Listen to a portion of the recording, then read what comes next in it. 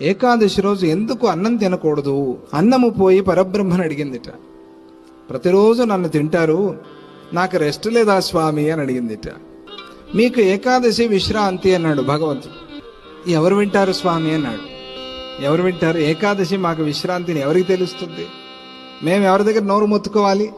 మాకు ఏకాదశి విశ్రాంతి తినద్దు అంటే ఎవరైనా వింటారా అని అంటే అట్లా కాదు. ఈ రోజు నుంచి ఒక నియమము, ఏకాదశి తిథి రోజు సమస్త పాపాలు వచ్చి అన్నాన్ని ఆశ్రయించి ఉంటాయి. ఎవరు అన్నం తింటారో వాళ్ళు అన్ని పాపాలు తిన్నవాళ్ళు అవుతారు, ఇక గుర్తుపెట్టుకోండి అన్నారు. ఇది భగవంతుడు చెప్పిన మాట. కాబట్టి అన్నం తినద్దు.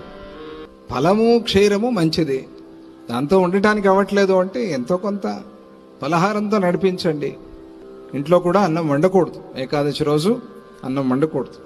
పిల్లలు రోగులు ఉన్నప్పుడు తప్పని స్థితిలో వాళ్ళ కోసం అంతే తప్ప పెద్దల కోసం కాదు.